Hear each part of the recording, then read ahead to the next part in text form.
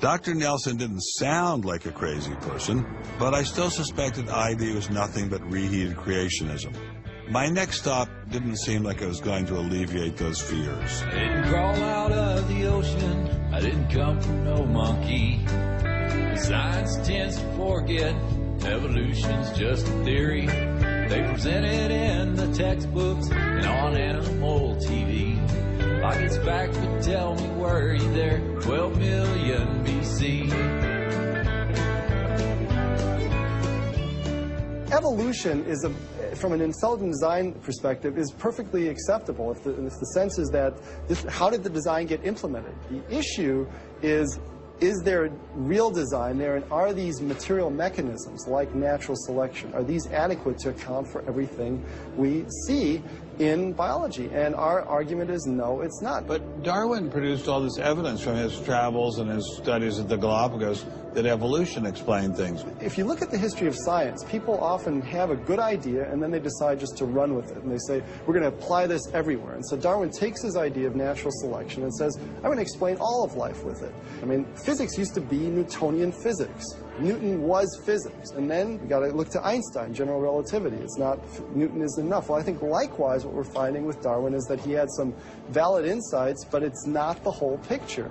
Okay, Darwinism may not be the complete picture, but what made these guys think they had the missing pieces?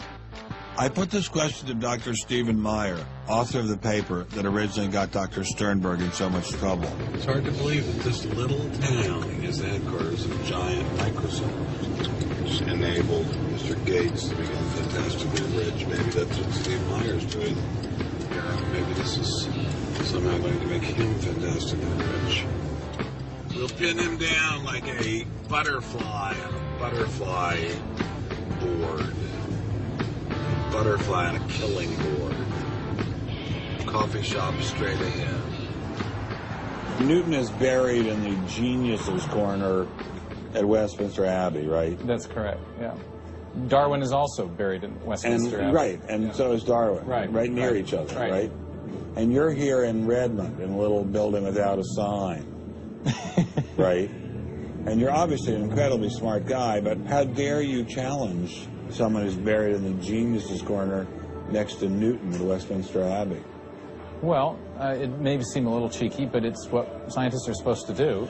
When I was in Cambridge, one of my supervisors often advised us to beware the sound of one hand clapping, which was a way of saying if there's an argument on one side, there's bound to be an argument on the other. And what I found in studying the structure of the argument in The Origin of Species is that for every evidence-based argument for one of Darwin's two key propositions, there is an evidence-based counter-argument. Well, but is it a debate? I mean, there's just you and a couple of other guys in a dinky little office downtown, say, on one side, and there's the faculties of all the great universities of the world on the other side. Speaking with a great uniform and authoritative voice. Right. Yeah. Well, in any case, the debate really isn't going to be settled by numbers. It's going to be settled by the evidence and the arguments.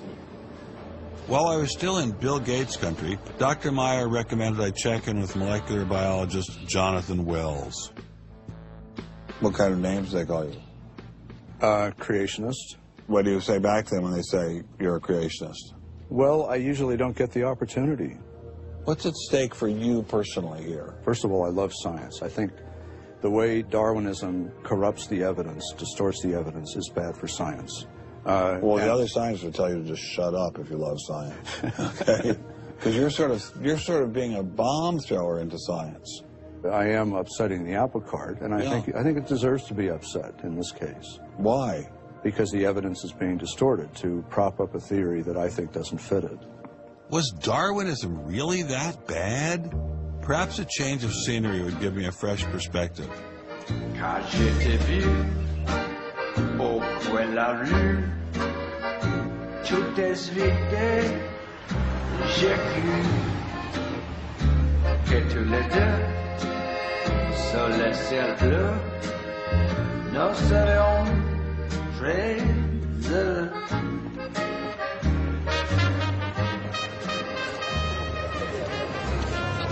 Mr. Berlinski, I assume? How are you, sir? So where are you from originally? I was born in New York. Yes. Spent 31 years in Manhattan. Yes. And I spent a lot of time in California, too. And tell me all the various universities where you studied or taught. No, I was at Princeton, and I had a professorship at Stanford, and I left Stanford, and I taught at Rutgers.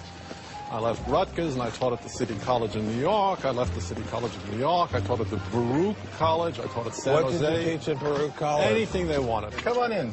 Thank you, monsieur. What an old building. Wow. It's the oldest in Paris. You're kidding. Merci, monsieur. Ah, je vous en prie, monsieur. Merci. Wow, this is fabulous. Let's put it this way. Before you can ask, is Darwinian theory correct or not, you have to ask the preliminary question, is it clear enough so that it could be correct? That's a very different question. One of my prevailing doctrines about Darwinian theory is, man, that thing is just a mess. It's like looking into a room full of smoke. Nothing in the theory is precisely, clearly, carefully defined or delineated.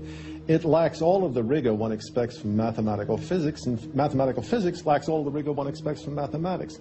So we're talking about a gradual descent down the level of intelligibility until we reach evolutionary biology. We don't even know what a species is, for heaven's sakes.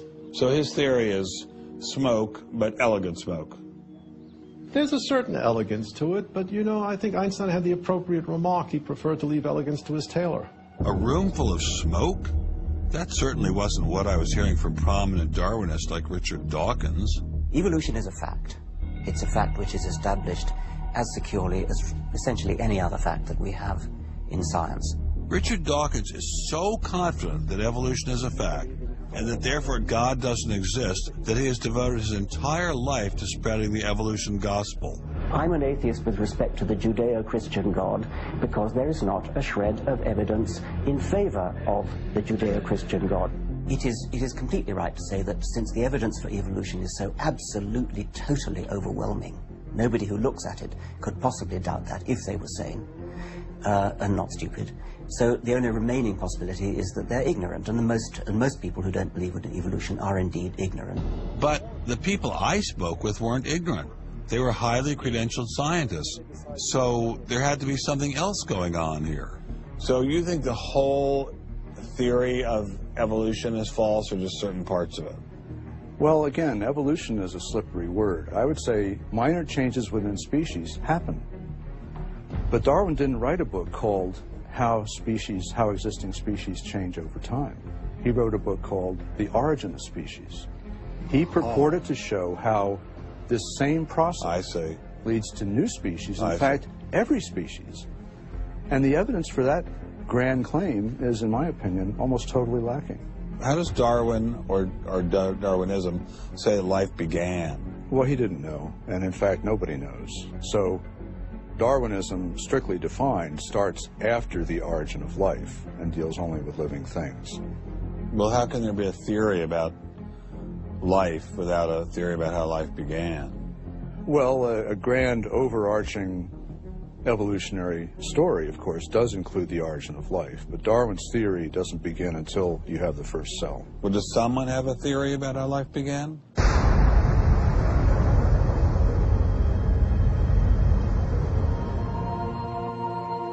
This is the story of a small planet in space called Earth. For a typical Darwinian explanation of how life originated, Dr. Wells directed me toward this documentary.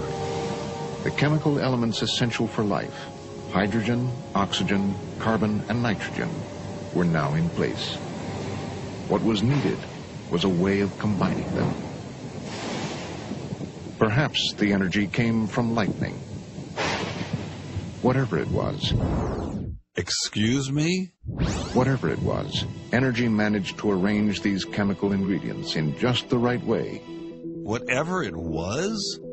I was hoping for something a little more scientific. The most popular idea has been that life emerged spontaneously from primordial soup.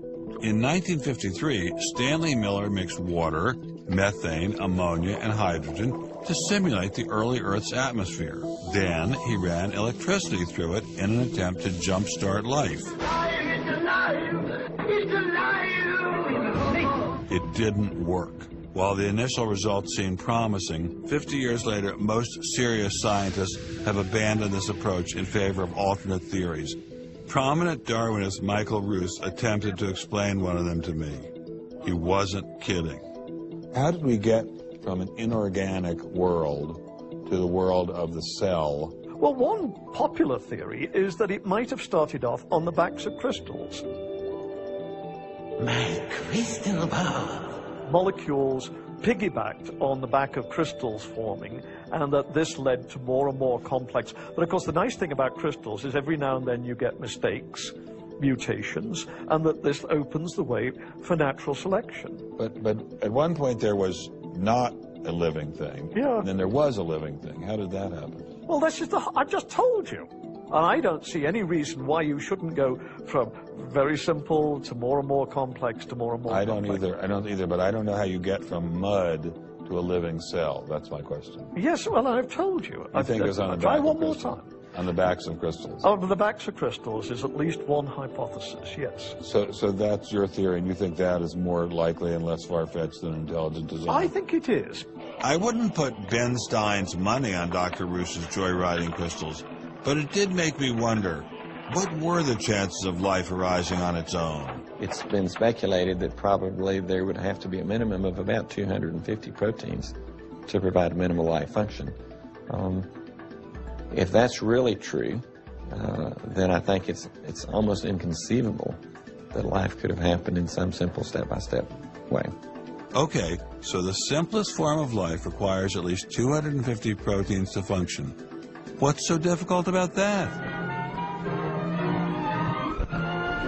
Welcome to the Casino of Life. Who wants to spin for a chance to win? Oh, sure. I'll give it a shot. What do I win? Take a look at this. How about the world's first single-cell organism? This perfectly aligned string of proteins could be yours. Now, take a spin.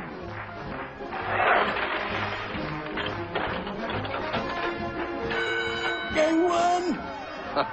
Tina, tell him how many times he needs to do that to win the prize. 250. That's right, folks, and all in the correct order. But that's impossible. We've heard that before, haven't we, Richard? Come on, Mother Nature, do your thing. You stupid machine! I hate you!